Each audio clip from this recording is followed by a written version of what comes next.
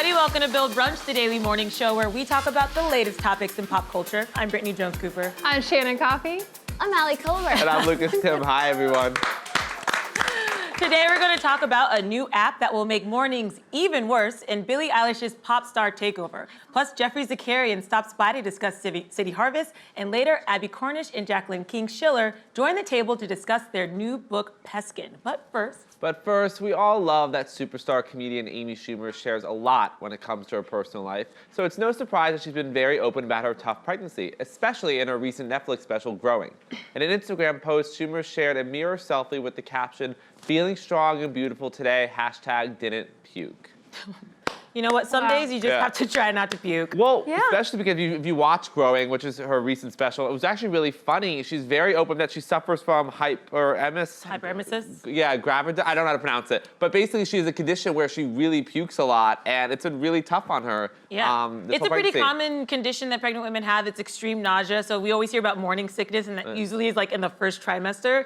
They basically puke their entire pregnancy, which just sounds horrible. Horrendous. I can't imagine that. I know. Oh, and she taped a special? I know. But I love that she's being honest about it, because I do think I've had friends who have had, been pregnant, and they feel this pressure to be like glowing and happy and like, oh, this is the best time of my life. And I've had one friend that was like, I never want to do this again. This sucks. I hate it. I'm in pain. I'm uncomfortable. And I think that's also important to share that like not every woman has the best pregnancy ever. Yeah, it sucks that it's so different for everyone, because I have met people who are like, wow, I've never been more gorgeous. Yes. And I don't even feel like bad at all. I actually like have more energy, and you're like, okay, cool. And their hair gets all thick and you're like, I for sure would have the most painful pregnancy. Like if I have Chinese food the next day, I gain 35 pounds. Like there's no way. I would be peeing every second, bloated. I would have the worst pregnancy. And then so don't get me pregnant.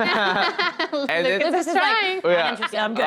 I'm good. And then the special, she talks about how it's awful being pregnant at the same time as Meghan Markle, who looks like in her 6-inch heels, looks very like skinny, petite, and like they're the same month. And Meghan, you can't even see a bump, but Amy looks like she's about to blow, whatever. I thought she said like we're the same amount pregnant, like almost to the exact day. Yeah. And that would be so hard. Yeah. Oh my God. To be like we're pregnancy buddies, but with Meghan Markle, the Duchess of Sussex. Yeah, that is a bummer. But why is it that princesses never like have big pregnancies? Oh, they're not allowed to. I think it's royal decree. You're not allowed to. But how is it? Is it a matter of being allowed? No, that's the joke. We're joking, how is it possible?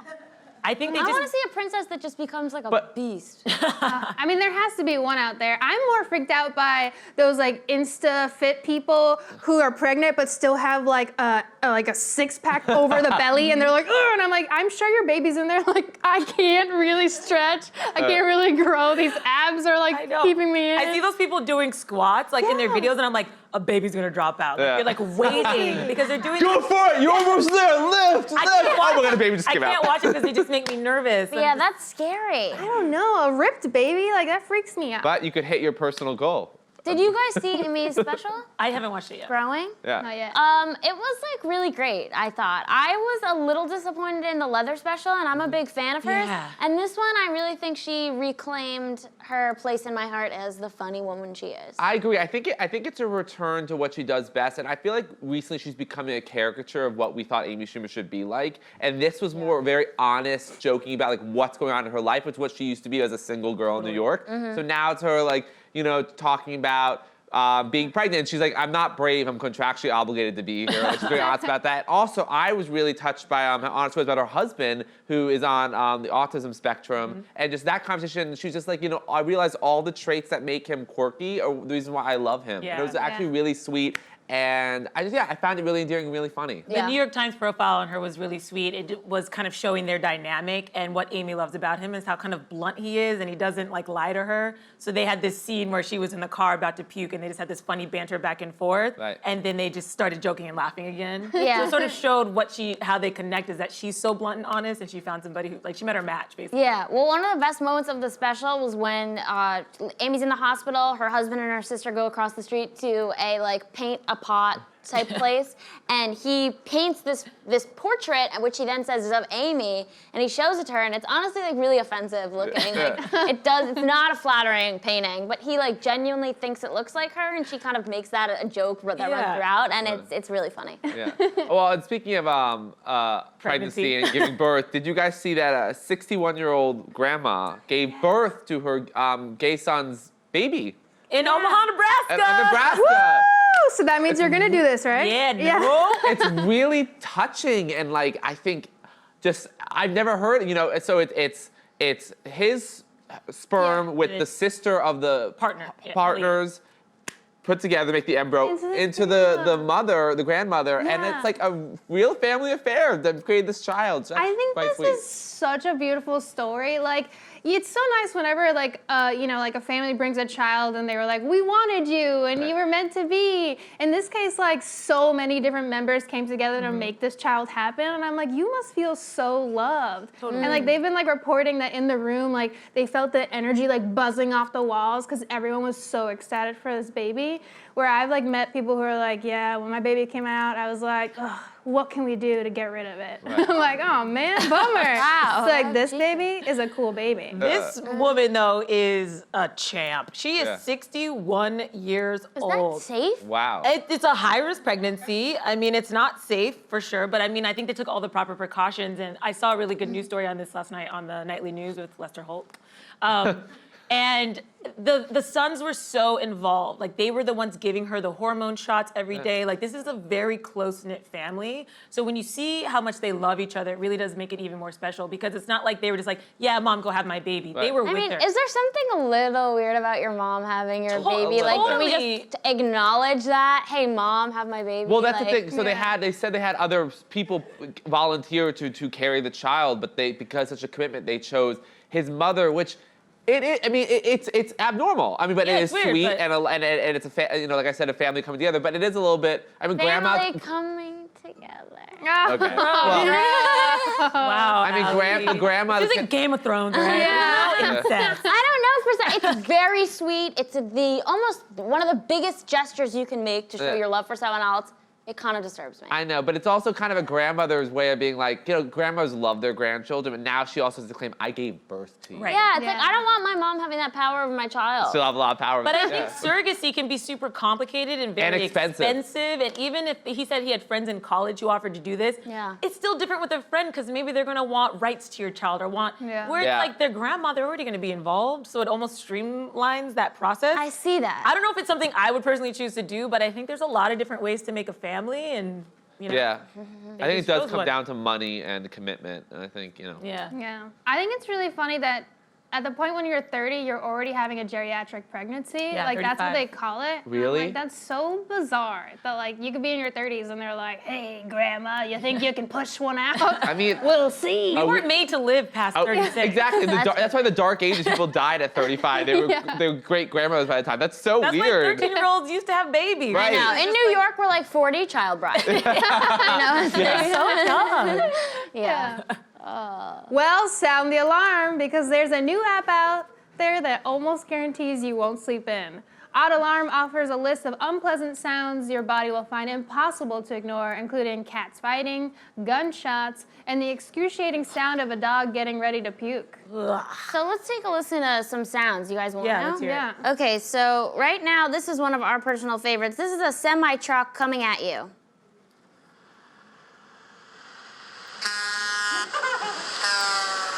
And Over and hit, over again. Wake up, yeah. Over and over Like, again. "Ah." So there's that. I don't know if that would. I don't know if wake me up. that would, we live in New York City and there's already Yeah, so that much wouldn't wake street me up. noise that I don't know if that one would work. How about this? Jesus. This sounds fun. I'm like, where's the party? Do you Gunshot. imagine? Oh my God! Yeah. Just like Gunshots would definitely wake me up. Definitely. In Really? repetition. Yes. I grew up in Puerto Rico where like people celebrate by shooting guns into the air. So I had to sleep through gunshots like all the time. Specifically, like always during Christmas time, people would be shooting like everywhere, and you just have to be like, stay away from the windows. When you shoot in the I air, just love the stories that we learn from you. That's Thanks. really special. The island stories are always very interesting. the island it's like, I'm stories. used to gunshots. What's Yeah. up? when you shoot in the air, doesn't the bullet come back down? Yeah, it does eventually somewhere. Yeah, interesting. This is an angry cat. Do you like that one, Janet? Oh, that's it. This one upsets me because if my cat was in that mood, I'd be like, oh no, what's happening? I can really connect to the dog vomiting one because I could be in the deepest sleep, and if I hear my cat about to vomit, I like vault out of bed and like run and get paper towels, and I'm like, where is she? I gotta catch this vom. Yeah, the pets vomiting is very scary. I understand the premise of this app because no matter what your alarm is, you grow to hate it. Like, I remember my dad, this alarm, on ski trips, we'd wake up at 5 in the morning. We played so many times that, like, now whenever I hear it, like, I twitch a little bit and, like, I have that reaction to it. But I don't know if any of those sounds are loud enough or recurring enough for me to wake up. Like, my alarm is just like a phone ringing, an old phone ringing, just because I'll wake up no matter what, just to see if someone's calling me or not. Yeah. So I don't know if any of those sounds. See, I am the best sleeper around. I hate mornings. They're extremely difficult. I have to set 4, sometimes 5 alarms, and they're all different. And I have wow. that. They're all different sounds? Yes, because I will integrate it into my sleep. Because I snooze, so if it's the same alarm, I'll put it into my dream and I will sleep through it. So I change it, it's every 10 minutes, it's a different, and it's always abusive. Wow.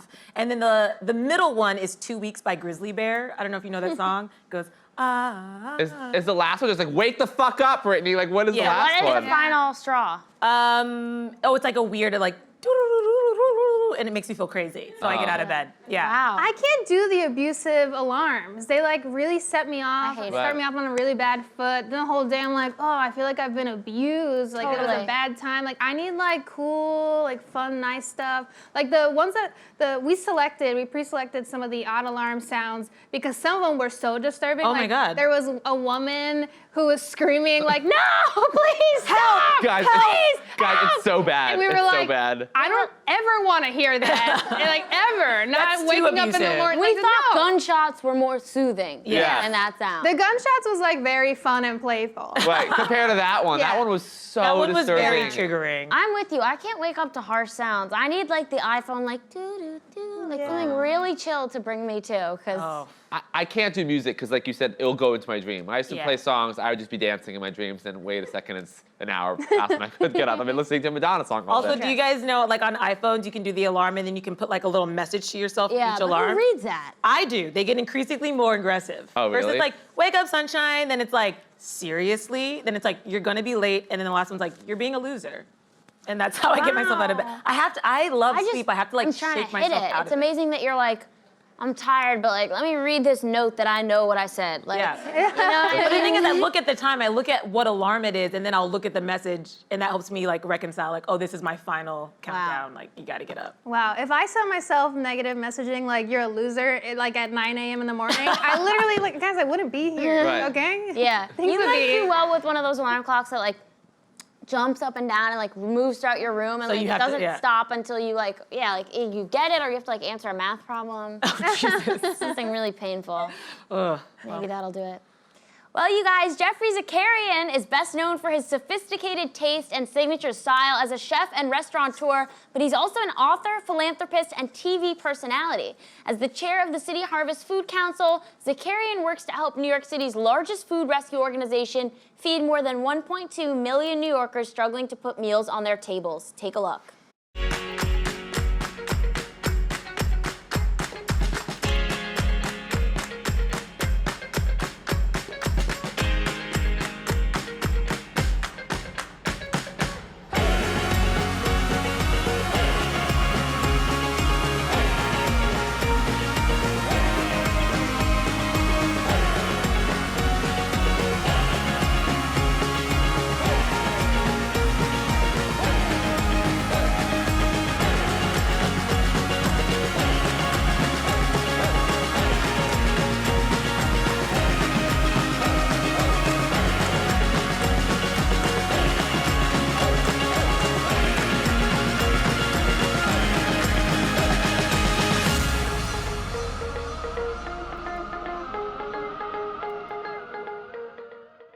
Everyone, please give a warm Bill Brunch welcome to Jeffrey Zakarian. Thank you. Thank you very much. Thanks for Good to be joining here. us. Thank you. This How is are you great. today? First time here. Yes. Yeah, Not it's the nice to last. have Not the last. Well, welcome.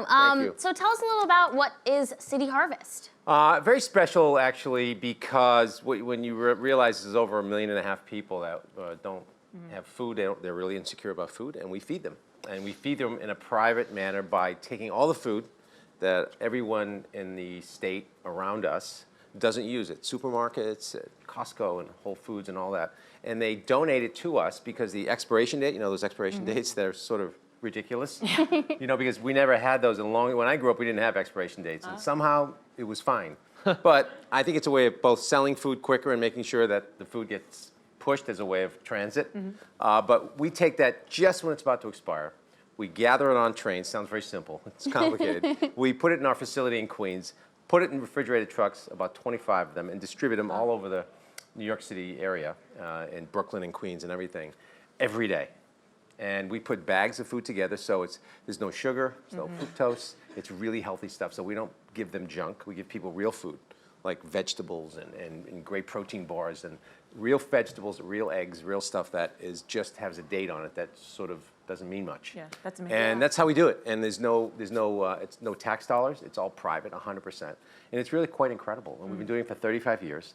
And this year, I think it's 66 million pounds of food we'll give away. Wow. Right? That's amazing. It would have gone to waste. Would have gone right in the garbage. Yeah. Because what they do with that food once it's expired, they throw it away, which Yeah, is that's so crazy. So Shocking. important to do this. What motivated you to get involved? I've been involved for a long time, probably 20 years, as one of the people who actually would do galas and benefits like that and actually go and cook for this event. And then Eric Repair from Le Bernardin is the chairman. He said, would you mind doing this about 7 years ago? And I was like, wow.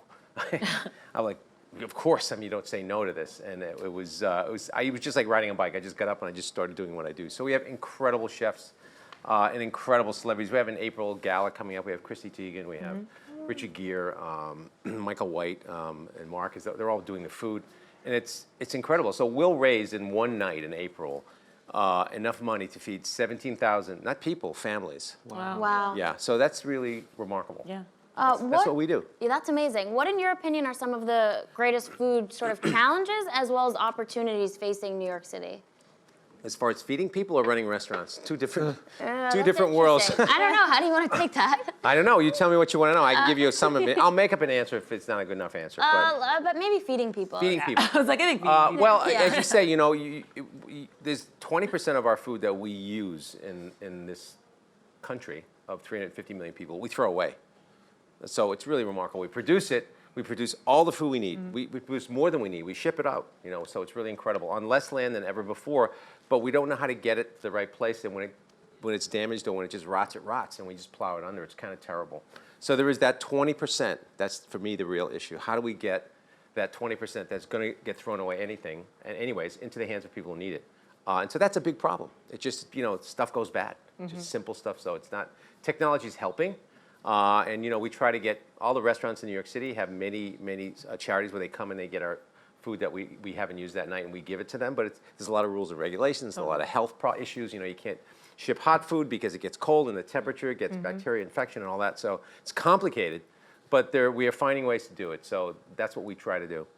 Yeah. And what other surprising facts about hunger in New York can you share with us right now? Surprising is everybody. If you get in line and see, we went to a food kitchen last week downtown, and everybody that was in that kitchen. I mean, it's so much dignity. They stand in line and they have lunch, and the pastor that was running this church where we were giving food. I mean, the food was like. I was watching. I'm like, wow, this is fantastic food. It was I was shocked at the quality because I don't get a chance to visit them all. And he said, everybody here has a full-time job. That's what's shocking. Yeah. So it's not like people are just trying to get some free food. And even if that happens once in a while, who really cares? Because it's food and they're hungry. So if you're hungry and you want a free meal, it's not a sin to go stand in line and get a free meal. It's just you're hungry. So what was really striking was about everybody's working. These are people who just need a helping, once in a while a meal that they can just get free from the bills of preparing food, because living in New York City is very expensive, as you know. Yes. Yeah. And can you tell us about some of the events that you guys have? I'm Oh, sure we that's have- something we can jump in on. We have so sometime. many. I mean, April 20th, I think it is. We have the gala, which is April 30th, yeah. April 30th, I forget. And it's Chrissy Teigen is going to be there. Daniel Chris is performing. Yes. Ooh. Wow. And it's a great soiree. It's about 700-800 people, and it's at Cipriani, so it's really fun and festive. And we have a blast. And they're fun events. These are not the normal sort of sleepy events. Right. No one wants to leave, which usually Once the dessert's served, everybody just leaves, Right. like a charity. But this is not one of those events. So Yeah. that's the big one. There's one downtown later on the pier, which is sort of a different crowd. But we have 4 a year, and Wow. they're all well attended. So 35 years we've been doing this. It's really incredible. Yeah. And we have a facility right over in Queens, right on the water, that we're actually moving out of because it's not big enough. Oh, wow. Yeah, so it's one giant refrigerator with trucks. So it's really remarkable. The food comes in from a train, put it in a refrigerator, sort it, and goes out. So it's instant almost. So you have this big gala on April 30th in New York. Yes. If people want to be involved or attend, what's the best way? CityHarvest.com's going website. We have all the information is there. They can actually come and repack. We have repacking days where Oh, nice. you can bring your kids. You just have thousands of pounds of food, and we give you bags, and you repack it, and we put it on a truck, and you actually see how much time it takes to pack individual bags for people. Yeah. And put it on a truck, and so people each get an individual bag with sweet potato and some canned goods and some really fresh vegetables and stuff It's like so that. important, Yeah. especially in New York. I worked in the schools for a little bit, and I know that New York has a robust free food program in the schools, but Yes. they do that because a lot of kids don't have meals at home, especially Yes. over the Oh my God. weekend. So, Yes, they do. when I hear about these bags, I know that those definitely go to families. So important, and when we actually students who need it. we do mobile kitchen, so we'll put recipes in Yeah. there, and we'll go out. We have like 140 chefs. We'll go out on the panel, and one of us will man a mobile kitchen and Yeah. show someone how to cook sweet potatoes or turnips or stuff like that, or things that they've never So seen, cool. and what to use and how to be healthy. So we try to both create an environment where they're sustained and they're full, and they're also not eating like junk, Yeah. which is a lot of junk out there. Yeah. So besides your charitable work, you're a very, very famous, successful restaurateur, and we love restaurant here and Yes. food. So the Lambs Club at the Shotwell Yes. Hotel, that's yours. Yes. Can you talk about creating that specific experience in restaurant, but also, which we kind of mentioned before, how you see dining in New York has evolved and changed, and where you think it's Yeah, kind of going? that's a big question. Yeah, I know. Tell me. We opened the Lambs Club 10 years ago, which was it's a place that was called the Lambs Club. It is the Lambs Club. It's not a club. It was a club for men only back in the 20s. Boo. I know. Lame. We changed that. Yeah. Thank you. No, we changed I it. just I was want to like, go. nice. Yeah. We changed it, and it was an actor's studio and a hotel and a grill, and then it sort of became run down, but it's a gorgeous building. Yeah, it is. We went in and we bought the building, and my partner spent almost over $100 million renovating it, and it is spectacular. So it's a Stanford White building. Mm-hmm. Anybody who knows Stanford White, he built Grand Central Station, that small building. Oh, that, Yeah. yeah, that little thing. Very small. Understood. It's really remarkable. It's 2 townhouses, and now we made it it's a 5-star hotel and a restaurant and a bar that I have there. And it's just gorgeous. It's just a beautiful thing. And it's in Times Square, which Yeah. is, very vibrant. So I call it like, it's just a cool room. It looks like Right. an Art Deco. I mean, that's what it looks like now, but Yeah. it never looked like that. We just created that. It's sort of like an Art Deco train station, basically. Love it. But it's breakfast, lunch, and dinner 7 days a week. It's been busy ever since we opened. Thank you. And it's hard. The restaurant business is a very hard business. Very hard. It doesn't stop. Yeah, I know. When I'm sleeping, it's open, and I get calls and texts. Yeah, all the this hot- time. The gas went off. I'm like, oh. Literally, there's all these little problems that come up that just you never expect. Yeah. People say, well, what are you doing your day off? I'm like, well, really, I don't have a day off because we're open. We have seven restaurants, and they're all open, breakfast, lunch, and dinner, 24 hours a day, 7 days a week, because they're in hotels. Yeah. So it's just difficult to run those kind of businesses, but I Yeah. love it. Right. Yeah. And speaking of your newest ones in Hollywood, Florida, Yes, right? The Point Royal. the Diplomat, Yeah, it's great. Big beach seafood. resort. Yep. Yeah. So is that seafood? That's seafood. Well, that's more than just seafood, but it's right on the beach. It's 400 seats. Amazing. Right on, I don't know if Hallandale, which is a bit north of Fort Lauderdale and Miami Beach. It's about 20 minutes, but beautiful. I mean, just gorgeous. Very happy to be there. That's a testament to your Yeah. skill, though, that these restaurants are thriving, because we know it's not easy. Well, you know what helps being on Food Network because people watch you on the TV. Yeah. Right. And that's what we do most of. I'm in the studio 100 days a year, so that really Helps. makes you people aware of what you're doing. So Makes sense. And since we are a brunch show, what is your any favorite brunch spots in New York City? wow, in New York City, God, there's 27,000 restaurants, which there are. So and pick one. Pick one. Well, it depends on what you feel like. Like I like going to Buvette down in the village because it's so cool and it's like Yeah. you feel like you're walking to Paris. If you close your eyes and someone dropped you there, you'd swear you're in the left bank, right? Yeah. It's just that kind of place. I don't know if you know I do like Buvette. Gosh, there's just so many. I mean, it's hard to imagine. Right. I know, yeah, it's like tough. That's a good one. It's okay. Yeah, That's I mean, good. that's a good one. You answered it. I know. We'll take it. Yeah, we'll loved take it. it. People struggle with the question sometimes. It's so hard because Yeah. you want to pick the perfect place. There is no perfect place. There But if isn't. you're- There's no perfect Like it's hard. Like people say, "What's your favorite restaurant?" Like I don't know. Mine? I want pizza. Yeah. I don't have the same needs every day at once. Depends I your don't- mood. Yeah. We do what feels right. Yeah. Well, thank you so much My for pleasure. joining us. Thank you. Thank you very much. Thanks for having me. You can learn more about how to get involved with the City Harvest by visiting www.cityharvest.org. Thanks so much, Thank you. Jeffrey. Yay. All right, guys, Billie Eilish is a 17-year-old pop star taking the music industry by storm. The singer is known for her transparent lyrics and recently spoke out on Ellen about her new album and living life with Tourette's. Take a look.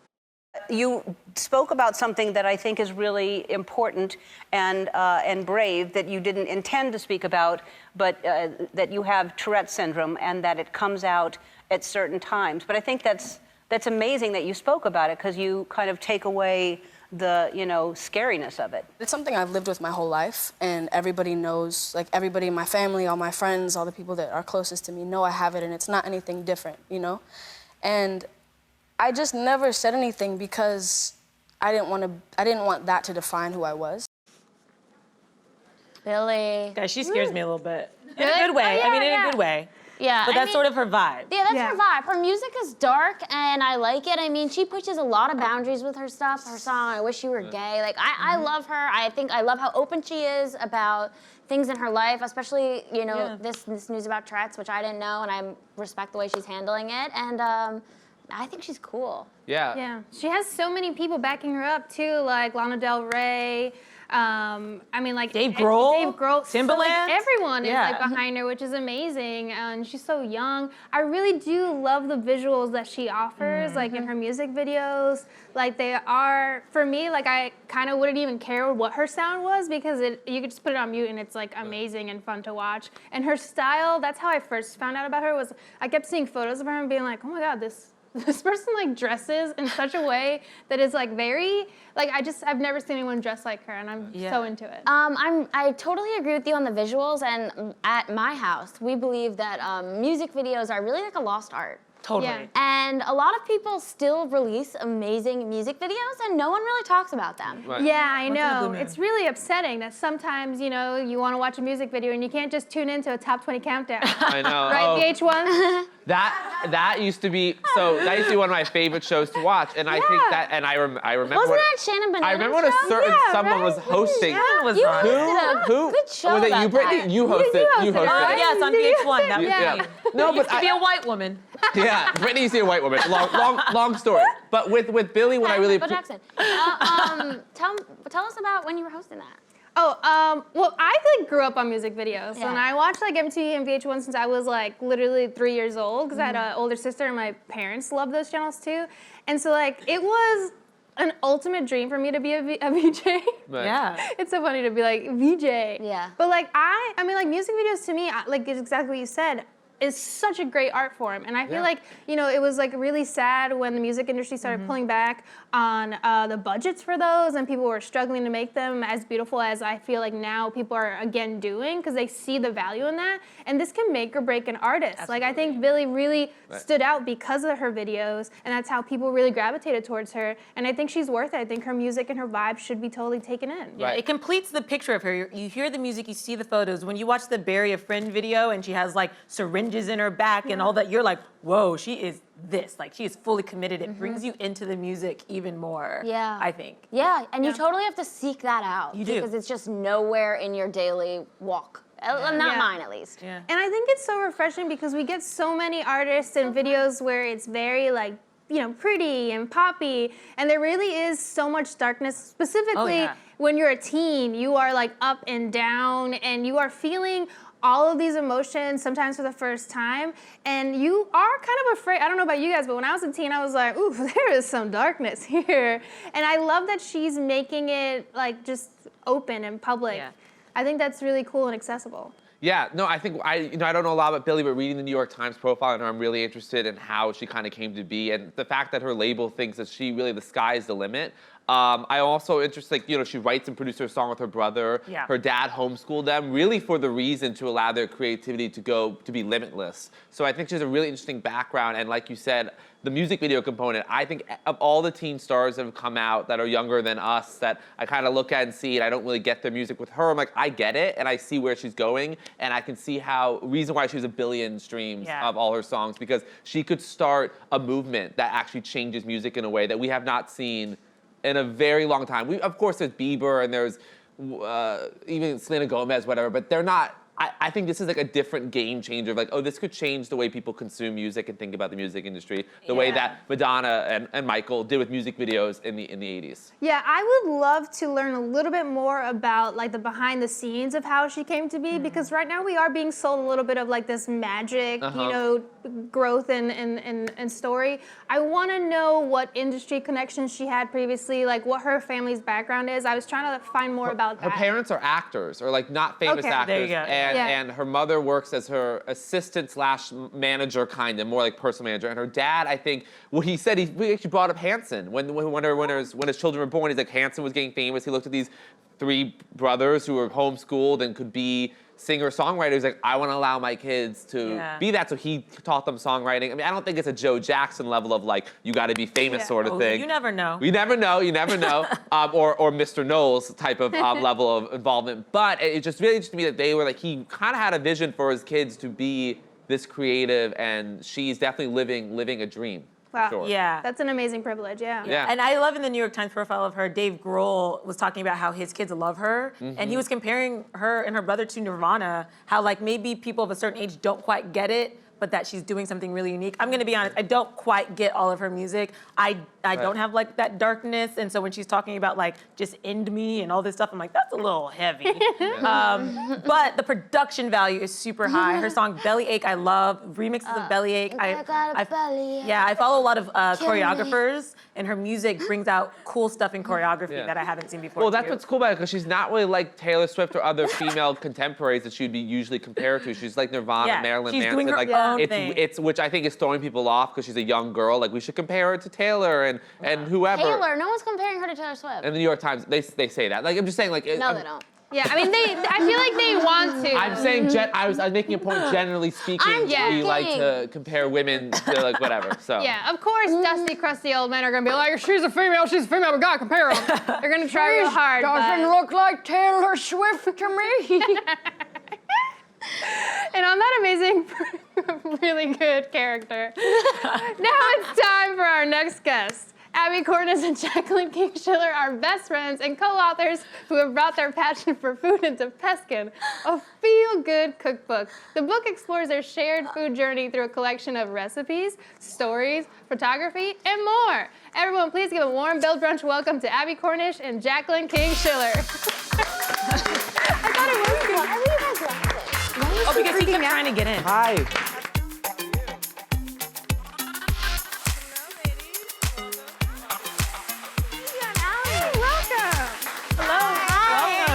How are you? Oh my God, you're so cute. You can walk through this way. You can walk through here. Just scoot over. I'm little. She's so tiny. Are you trying to snack on Ellie? That's fine. I love it. I love it. I do pick up Allie all the time just for fun. I would. She's With so little. consent. Whites. Actually, I just love to actually hug her because she fits right in my nook. I do. You know? I Really fit in comfortably. nooks. Yeah. Hi. Yay. So we're so excited to have you. Please tell us about Peskin and your inspiration behind it. Do you want to go or should You I? guys want me to do it? Should I go? I can was do it. just gonna say, should I go? Yes, you should. I love fish, and I think they just needed a book about it. Wow. Well, a we guess. got one. We have one. We have one for you. Yeah, let's hold we it on. started. We started.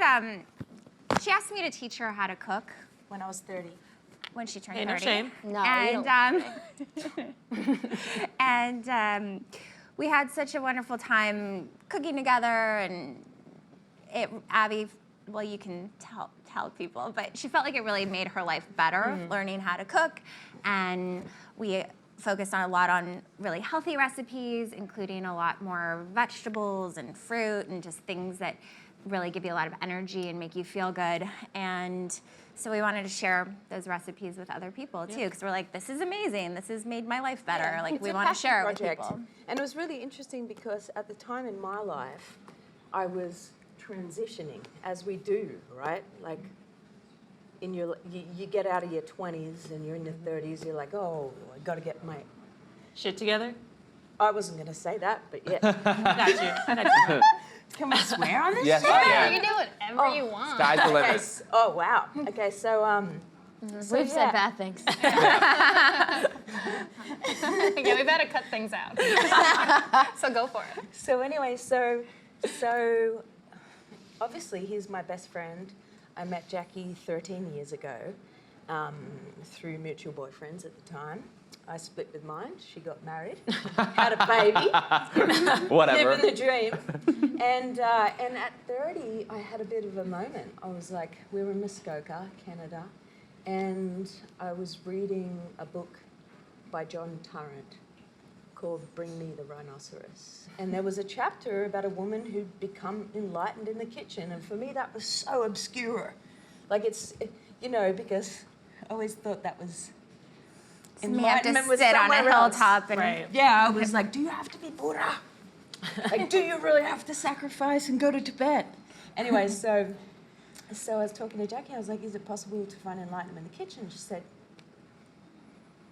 yes.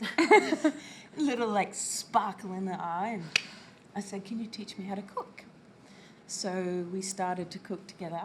And then, do you want to tell the story of the Sunday markets? And Yeah, so we just started usually on Sundays, we would like go to the farmer's market and we would see what looked fresh and amazing, and we would come over to my house, mostly because I have a baby, so yeah, we did it in my house. when we started this book, I was pregnant. yeah, like 2 months Yeah. pregnant here. And now he's 2.5, so that's how long been a journey. we've been working Oh yeah, he's our on little it. egg timer. We're like, wow, did it really take that long? And can you share some of your favorite recipes with us? It's hard because I love a lot. I know, but if you had to pick. I think it depends what it's for. There are some really great, super easy weeknight recipes. That's the one we're interested in. Yeah, so there's like a salmon with mango chutney and pecans, and because the mango chutney has so many spices in it, this one, it tastes like the flavor tastes really complex and like it's, takes you a long time to make, but you literally just spread the chutney on like you're putting jam on toast, press some nuts on top, bake it, and once it's in the oven, you just leave it in there for 25 minutes, and it's done. And it's like you can serve it at a dinner party because you can get a really big piece of salmon, or you can make a little piece And it's for your family. And there's other things that are quick 5-minute things. And then we have some other stuff like this lasagna that maybe it's totally dairy free, but I serve it to my family like on Easter. Dairy-free lasagna? It's completely dairy free, but you wouldn't know. So I have Use a couple of marshmallow? cousins. I have a couple of cousins that are in their 20s, and they're like very skeptical of vegan food. And so I just served it to them without telling them, They didn't and know. they were getting thirds. Yeah, Like, not they just were- they seconds, were but like- thirds. And at the very kept end, I'm circling like, back did you know around. that lasagna is vegan? That's They the couldn't only way to believe do it with people who like. Yeah. I Yeah, can think that totally. My grandma but makes great but lasagna. that's how you also Yeah. convert people, Right. Because then Yeah. they have it, Don't- and they're just don't like, tell them oh, well, I anything. don't Don't tell them anything. automatically Yeah. think it's going to be Nothing. fine. So is that what you mean by the feel-good ingredients? Is just sort of substituting things that maybe are a little kinder? Yeah, I mean, I think anything that is plant-based, any vegetable can be a feel-good ingredient. Like Yeah. it has nutritional benefits laughing? that are. I'm not laughing. You're making it. Sorry, I was just like, did I do something funny? Anyway, keep Yeah, ingredients that make you feel good. So what we did in the book is we just in each recipe we chose one of the ingredients to just talk about why it's good for you and like why it makes you feel good, rather than writing basically a textbook on nutrition, Right. Because it starts to get a little bit. If there's like 20 vegetables in a dish and It you gets talk so about boring. all the nutrients and each We one get is it. really we know get it. broccoli It's does. good for you. I Yeah, get it. it's totally fine, like whatever. So we And- just chose little ingredients to spotlight in each recipe. Yeah, I and feel like you two are gonna make a cookbook. She's whispering. I'm whispering that we love each other. I'm like, do you guys want to find a kitchen Why to did go you to have by to yourself? tell everybody that? That felt like a personal. I love you too. I love you too. And you're like, get away from me. But like, so like, you want to come to dinner? Honestly, are you guys cooking? Because I won't. Oh my God. Oh yeah, I to won't. eat seafood. We live in LA. We're in New York. So Oh, okay. we I'm about wanna- to say we're to go into the farmers markets. I should have assumed LA. Yeah. What's your favorite like farm? What was the farmers market you guys would go to in LA? Like The Beverly Hills Beverly Farmers Hills? Market. Yeah. That's the closest one to us. Idiot. No, that wasn't my. That's kind of like. is that when you went to Lucas? Does it hit me? Yeah. I'm just shut up. But you guys call it the green market here, Right. You guys have, you have it like Is almost. that the same thing as seamless or no? No, Different. you have it by Union Square. It's Yeah. like almost every day, which is anywhere else it's usually once a week, but here I think it's only It is. closed It's one all- day. yeah. One day a week, and it's amazing, It's especially very in the good. spring and summer. So. Oh, sorry? Besides the recipes, the book looks beautiful. The pictures, I mean, it's just really the aesthetic. Stop, is. don't Thank you. Was it a fun process cooking, taking the picture, like putting it all together? Yeah, we designed everything pretty much. Like we made all of the food. Everything you see, you can actually eat. There was no like self tanner on anything like you hear about. It was really funny because I read 5 food styling books. Right. Like it cost me like $200. And I said, Jack, this is the stupidest thing I've ever read in my life. It's like, if you want something to look moist, spritz it. Yeah. And I'm like, okay, wait. And then we went to a bunch of, not to diss on all that, but we went to a bunch of surface places. And I was like, they rent for like $150 a week, right? And I go, we're halfway through, and I go, Jack. She's like, yeah. I go, I can make this for $24. So all the surfaces that you see are either made by me in my art studio. Cool. Wow. Thank you, Mum. Or our marble that we hunted down in marble. Got like scraps of. Yeah, like it was like stone. right before they went to the grave. Yeah. It was like we were like, hey, where's your marble at? And they were like, well, we're about to throw it out forever. And we were like, we'll take it. Yeah, we'll take that off your hands. Yeah. Looks like a unicorn. Great. I love that. It makes the book even more impressive. Oh no, it's all you. us. Yeah. And so we have all these props. We own all these props. Yeah, they're like our actual dishes. This is we have all this. And Pete Pretty Australia. Bondi. Yeah, so Pete Halverson did the landscape. Jennifer Rivera did the lifestyle, which you can see. Oh wow. Beautiful. Oh, beautiful. And Abby, besides the cookbook, you're also, of course, a very successful actress. You were in 3 Billboards. You were in WE. What are any future movies coming up that we should be on the lookout? We love. I mean, I recognize you for quite a few films. You'd hope so, right? Yeah. It'd be weird if you didn't. I know. I'd be like, wait, who's she? You'd be like, what's your name again? Yeah. Why are you here? Are you a rapper? Yeah. Anyway. Not No, a rapper. Also a rapper, by the way. Yeah, you think you're not a rapper behind makes this me book. think you are one. So I just finished a movie called The Virtuoso with Tony Hopkins and Eddie Munson, David Morse, Anson Mount. Killer crew, killer cast. I can't tell you too much about it. Okay. But it's gonna be cool. Killer cast. Just watch it. Out this year? Nah, I think like maybe next year. Okay. Okay, cool. Yeah. Going to Australia to shoot a 6-part miniseries. Ooh, I like that. Got to use my own accent for the first time in frickin' 15 years. I'm like, this is awkward. You're like, you sound too American. Yeah, they're like, what happened to your R's? I'm like, R's? Are you kidding me? They're like, yeah, you're saying car. And I'm like, I'm saying car. You're like, Sar what? Wait, can you do more Australian? She's good at it. Dude, yeah, Sar what? Leave me alone. Pretty good, right? Where? In the car park? In the car park? Right? Decent. So what? Sore what? No, not saw what. Sar what? No, so. Sar. There What? you go. Sar what? No, not saw. It's not a Saw. hacksaw. Just be like, so. So What? what? Yeah. There we go! Just gotta give it a little attitude. Little umph. You got this. Well, you two have been the greatest treat. Thank you so much, Abby and Jacqueline, for joining us. Thank you. And everyone, make sure to pick up a copy of Peskin, a feel-good cookbook wherever books are sold. We'll see you all tomorrow, same time, same table.